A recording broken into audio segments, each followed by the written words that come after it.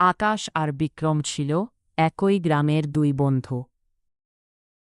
আকাশ শান্ত, পড়াশোনায় মনোযোগী, সবাই তাকে ভালো। বিক্রম চঞ্চল আর ডানপিটে সারাদিন দুষ্টুমি করে ঘুরে।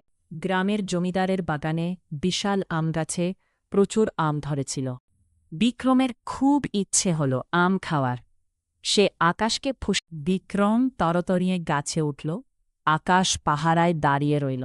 হঠাৎ পাহারাদার লাঠি নিয়ে তেড়ে এল।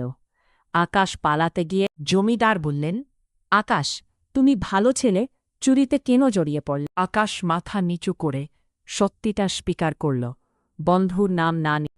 কিছুক্ষণ পর বিক্রম এলো অনুশোচনা নিয়ে। সে বলল, শব্দ। জমিদার হাসলেন।